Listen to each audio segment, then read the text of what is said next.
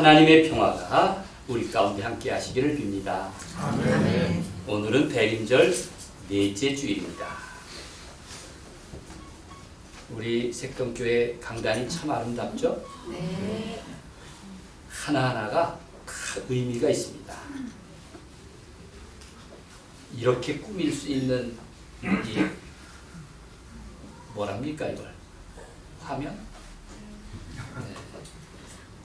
예배 안내하는 기다림초도 다 흔들리고 있어요. 이야, 참 아름답다.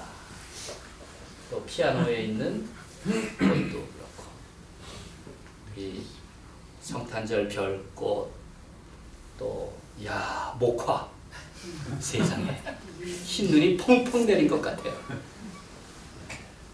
그리고 여러분들의 기다림초도 이제 오늘 저녁이면 4개가 다 밝혀 있겠죠. 그리고 앞에 우리 색동교회 어느 분이 미국을 가셨다가 이 구유상을 저에게 선물하셨는데 이렇게 우리 색동교회를 대림절을 맞아서 주님을 기다리는 귀한 장식이 되었습니다. 다 여러분들이 함께 하시는 작품이죠.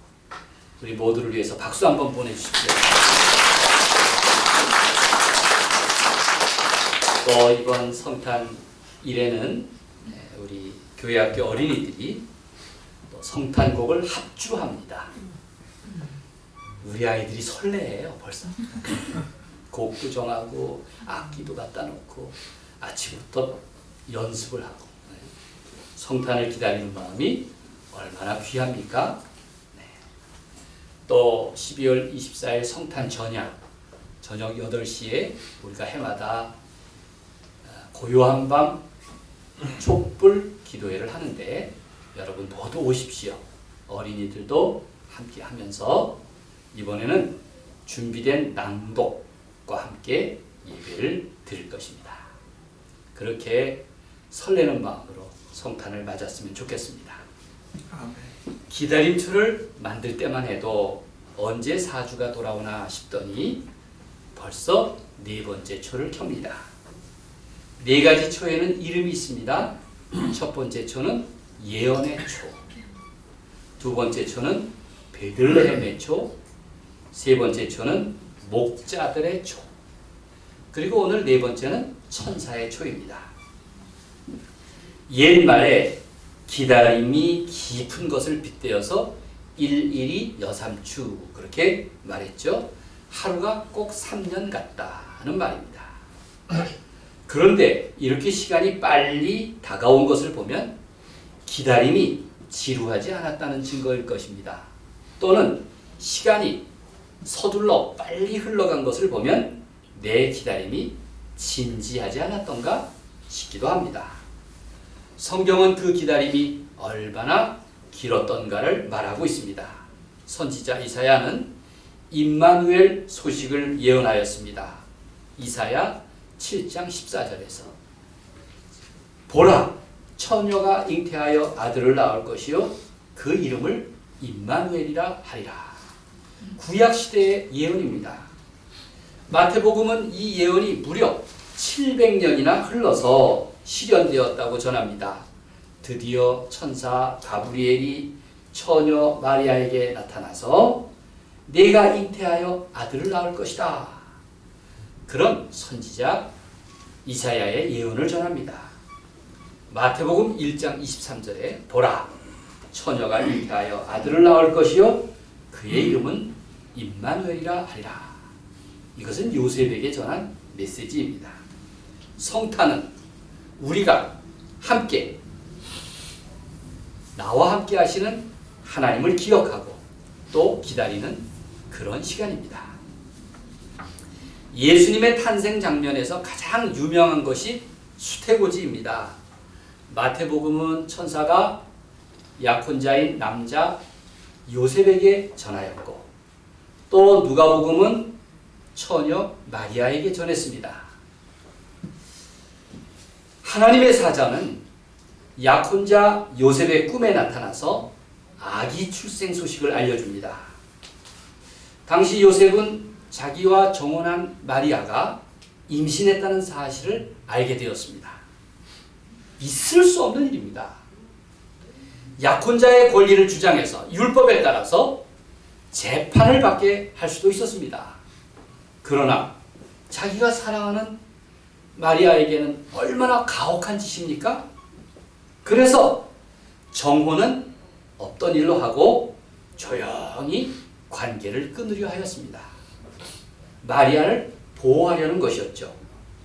그런데 꿈의 천사가 요셉에게 나타나서 자초지종 전후 사정을 일러줍니다. 천사가 말해주는 태중의 아기의 비밀은 이렇습니다. 20절에서 23절 말씀을 요약하면 마리아의 임신은 성령으로 된 것이다. 태중의 아기는 이미 선지자 이사야가 예언한 바로 그 아기이다. 이 아기는 임마누엘, 자기 백성을 구원할 메시아로 오시는 것이다. 이렇게 말해주었습니다. 요셉은 주의 사자의 이야기를 듣고 잠에서 깨어나자마자 그가 분부한 대로 합니다. 즉시 어머니와 태중의 아기에 대한 보호 조치를 취했습니다. 마리아를 데려와 아내로 삼았고 아기를 낳기까지 동침하지 않았다. 이것이 마태복음이 우리에게 전해주는 말씀입니다. 성경은 요셉을 가리켜서 의로운 사람이라고 말했습니다. 여러분, 율법의 기준에 따르면 의롭지 않죠. 율법을 어겼으니까요. 알고도 마리아를 숨기려고 했으니까요. 성경은 의롭다고 하는 것을 문자 그대로 율법을 잘 지키는 것, 이게 의로운 게 아니라 생명을 사랑하고 또 사람을 이해하고 믿어주고 그래서 사랑의 계명을 실천하는 것을 의롭다고 하는 것이구나. 우리는 분명하게 알 수가 있습니다. 꼬치꼬치 따지고 문자 그대로 적용하려는 문자주의는 그런 걸 가리켜서 율법주의라고 말합니다. 그것은 예수 그리스도의 복음과는 거리가 멉니다. 오늘 본문은 요셉에게 나타난 천사의 입을 통해서 아기의 정체를 보여주고 있습니다. 그 아기 이름은 예수, 그리고 임마누엘이라고 하는 구약 이사야 예언의 실현이다. 이렇게 일러줍니다. 21절 말씀을 함께 읽겠습니다. 아들을 낳으리니, 시작. 아들을 낳으리니 이름을 예수라 하라. 이는 그가 자기 백성을 그들의 죄에서 구원할 자이심이라 하니라. 이렇게 그 이름 예수, 그 이름 예수의 뜻은 여호와께서 구원하신다라는 말입니다. 예수라는 이름에는 예자에 하나님이라는 의미가 담겨 있습니다. 예수라는 이름은 헬라어인데 히브리어로 부르면 예수아 혹은 긴 꼴은 여호수아입니다. 바로 예수 이름 속에 바로 하나님의 의미가 담겨 있습니다. 하나님께서 구원하신다.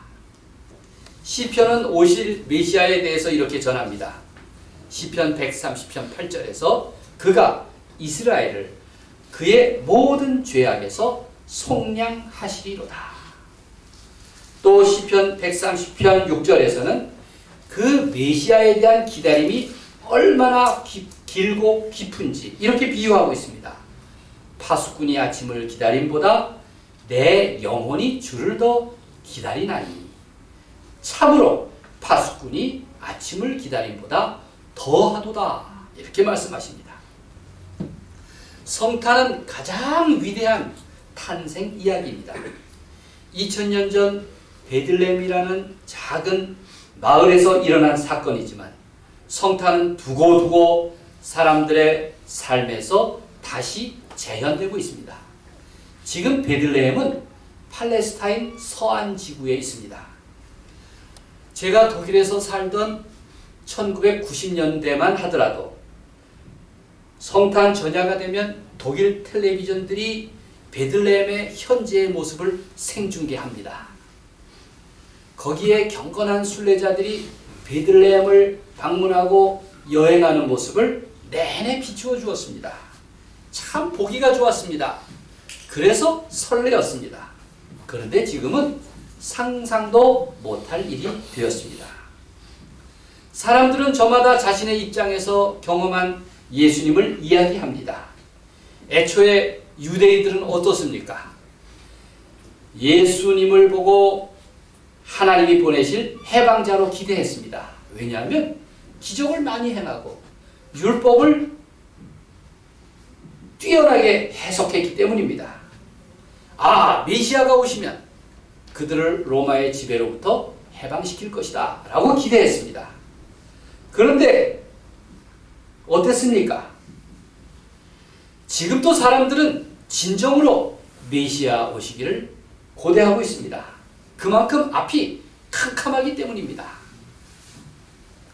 우리 색동교회는 성탄 전야 가족 촛불 예배를 드립니다. 올해도 변함이 없습니다. 15년 동안 예배 순서를 조금씩 변화해 가면서 이제 준비합니다. 그래도 변하지 않는 것이 있습니다. 기다림초를 하나씩 밝히는 촛불 의식이라든지, 또 색동교회 새로 온 가족 가운데 성탄 이야기를 듣는다든지, 또 근관의 예수를 부르기는 해마다 똑같이 반복합니다. 올해는 약간 준비된 낭독도 할 것입니다. 근관의 예수는 왜 부를까? 저에게 아주 좋은 성탄 추억 때문입니다. 제가 신학교에 입학해서 가장 먼저 배운 성탄 노래가 근관의 예수였습니다. 아니, 성탄절 한참 지나고 3월달에 입학했는데 무슨 성탄 노래를 배웠을까 궁금하시죠? 흥미롭게도 신학교에서 배운 게 아니라 군 내무반에서 배웠습니다. 아니, 군대도 다녀왔던가? 당시 1학년 남학생은 성남 문무대에서 군사훈련을 받았는데 우리 학교는 입학하자마자 3월달에 입소했습니다. 제가 다니던 학교는 한국에서 가장 작은 학교여서 1학년 현역 남학생만으로는 중대를 구성할 수가 없었습니다. 그래서 같은 시기 입소한 서울대 1학년 학생들과 묶여서 같은 중대가 되었고 또 같은 내무반에서 살았습니다. 그런데 이 친구들이 틈만 나면 똑같은 노래를 흥얼거렸습니다. 아주 낯선 노래였는데 그 구절 중에 오 주여 우리와 함께 하소서, 오 주여 이제는 여기에 라는 부분이 제 귀에 확실히 들렸습니다. 아니, 신학생도 안 부르는 예수 노래를 이 학생들이 부른다고? 제목을 물어보니까 그게 근관의 예수였습니다. 아니, 신학생도 모르는 노래를 서울대 신입생들이 떼를 지어다니며 나주마키 떼창을 불렀을까? 당시 그 학생들도 맨 처음 학교에 와서 배운 노래가 근관의 예수였다고 합니다. 서울대가 한때는 신학교 같았나 봐요. 저는 그 친구들이 흥얼거리는 가락과 가사에 물들었습니다. 그래서 철들면서 가장 애창하는 성탄곡이 되었습니다. 그때는 3월 말경인데 여전히 세상은 춥고 을씨년스러웠습니다. 아직 봄은 오지 않고, 그리고 우리 시대는 어둡고 두렵고 우울했고 희망이 보이지 않았습니다. 성탄은 한참 지났지만 이른 봄에 철진한 성탄 노래는 전혀 어색하지 않았습니다. 그 노래는 우리 시대에 예수님을 기다리는 모든 사람들의 애창곡이자 금지곡이 되었습니다. 오 주여 이제는 여기에 우리와 함께 하소서. 메시아를 기다리던 유대인들은 정치적 메시아를 고대했습니다. 그런데 예수님은 전혀 달랐습니다.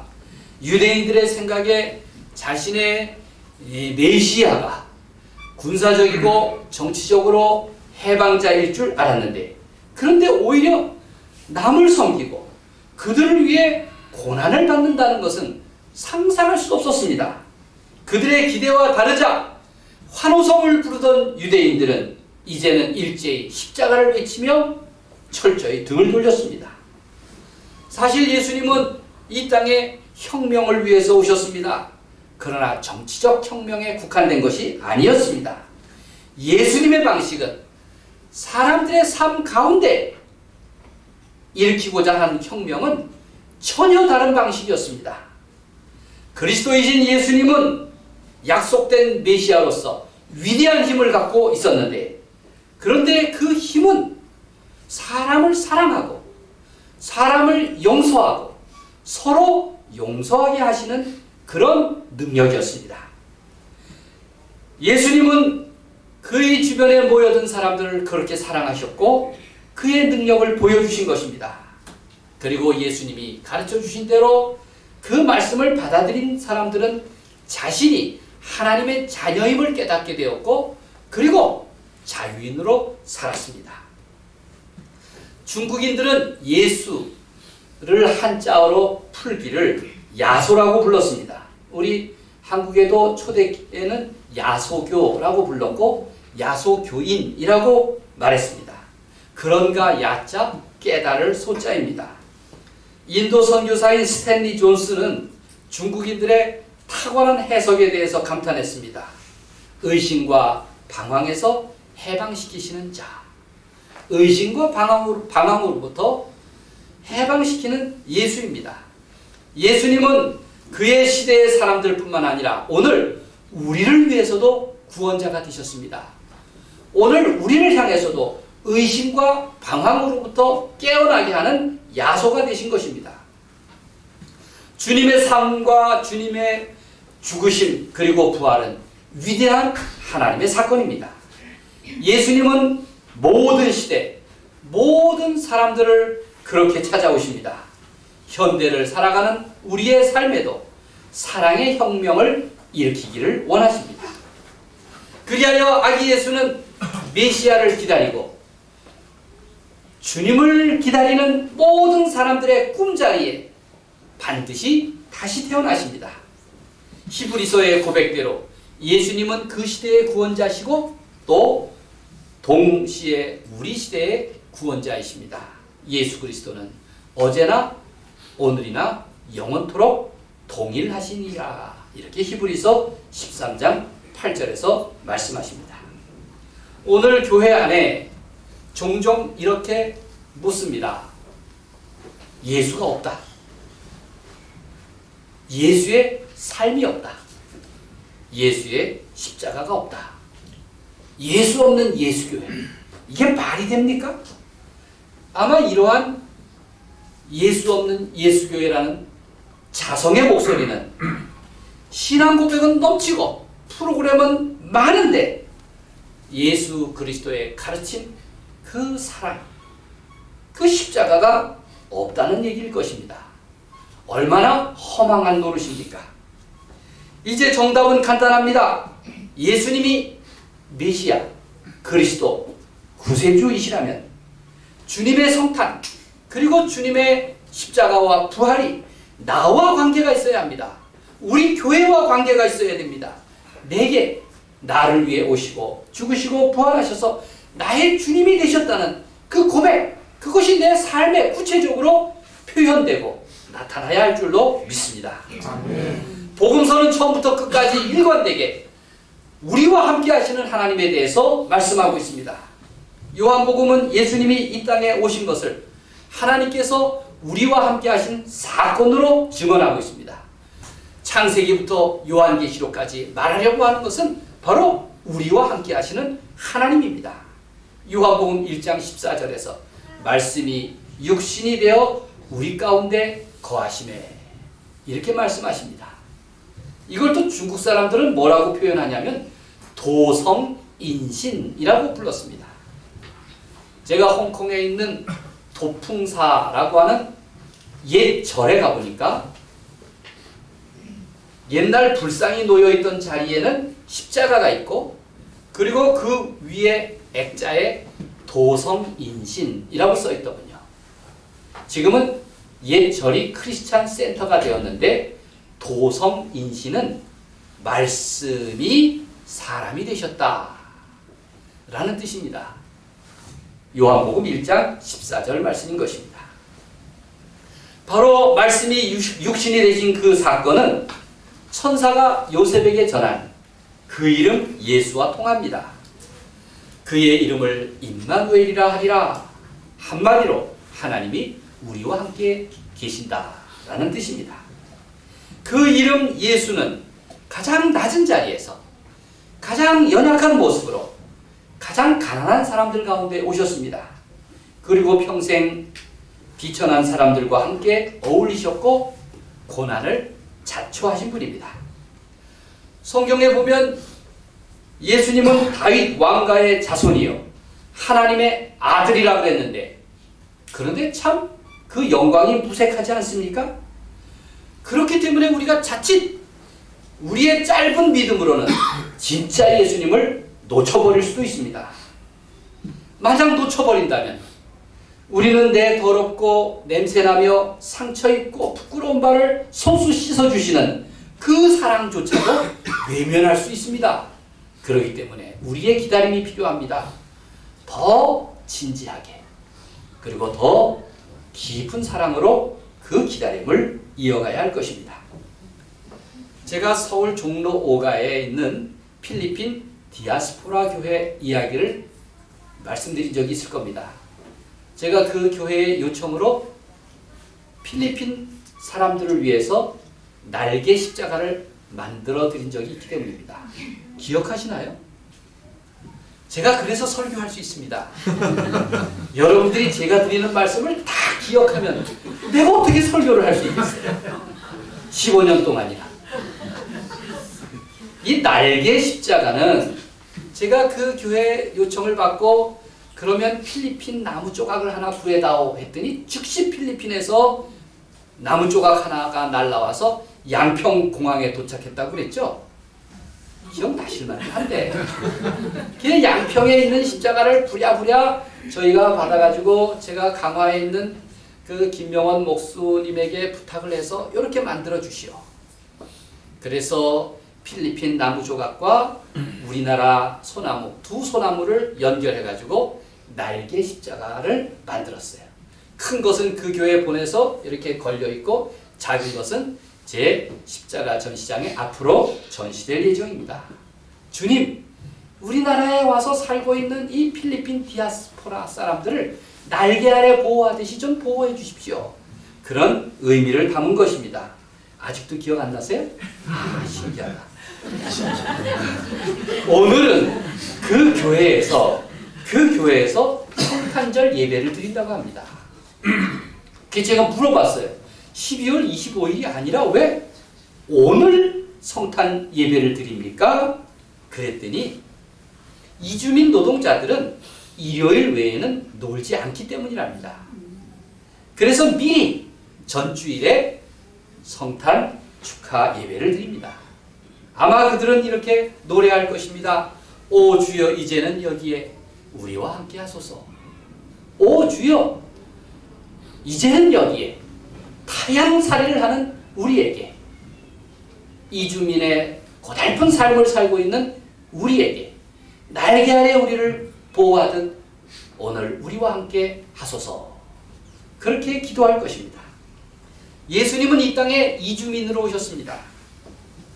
오늘 지난 12월 18일은 세계 이주민의 날이었습니다. 그만큼 세계에는 이주민으로 살아가는 사람이 많다는 얘기입니다. 며칠 전에는 단속을 피하던 베트남 출신 유학생이 추락사로 숨졌습니다. 그는 출입국 관리소 직원들이 찾아오자 두려움 때문에 피했고, 사실 해당자도 아니었는데 3층 실외기 뒤에 숨었다가 발을 헛디뎠습니다. 그것이 이 땅에 찾아온 이주민 노동자들의 현실입니다. 우리가 우리 곁에 찾아온 이주민 한 사람도 제대로 사람 대접 못하면서 어찌 우리에게 찾아오신 아기 예수님을 알아볼 수 있을까요? 예수님은 하늘나라에서 이 땅으로 찾아오신 이주민입니다. 우리가 주님을 믿는다면 우리가 주님으로 물들어야 하지 않을까요? 주님의 말씀으로 물들고 주님의 행하신 모습으로 문들고 주님의 사랑으로 물들어서 흠씬 젖어야 할 것입니다. 신앙생활은 이렇게 주님의 말씀에, 주님의 행하심에, 주님의 사랑에 물들어 사는 것입니다. 율법을 꼬박꼬박 지키는 것이 아니라 하나님께서 기뻐하신 일을 행하는 것이 의롭다고 그렇게 말씀하고 있지 않습니까? 주님의 사랑으로 그 은총으로 물들어 살아야 그 능력이 내 삶 가운데 활짝 꽃피울 줄로 믿습니다. 성탄의 예수님은 바로 내 곁에 찾아오셨습니다. 가장 연약한 아기의 모습으로 가장 누추한 구유에 뉘셨고 가장 초라한 부부의 아들이 되셨으며 가장 위험한 상황에서 피난자가 되셨습니다. 예수님은 스스로 왕자를 버리고 세상의 변두리로 가장 낮은 곳으로 그 소외와 곤궁과 비참의 자리로 이동해 오셨습니다. 아기 예수의 탄생은 참 기적 같은 일입니다. 세상에 어떻게 이런 일이 일어날 수 있을까요? 카톨릭 신학자인 칼 라너가 이렇게 말했습니다. 나는 기적을 믿지 않습니다. 다만 매 순간 기적에 의지하여 살아갑니다. 우리도 그렇지 않습니까? 터무니없는 기적은 믿지 못하지만 그러나 내 삶 자체가 기적이고 은총이고 그리고 하나님의 함께하심입니다. 그 이름을 예수라 하라. 그 이름을 예수라 하라. 나에게 예수 그리스도는 과연 누구십니까? 그 예수님이 내 삶에 개입하신다면 얼마나 아름답습니까? 늘 그렇게 꿈꾸고 기도하는 여러분이 되시기를 간절히 바랍니다. 예수 그리스도의 이름이 우리 삶에 위로와 회복과 풍성함 그리고 우리 시대의 희망과 평화를 주시기를 우리 주님의 이름으로 간절히 축원드립니다. 기도하겠습니다.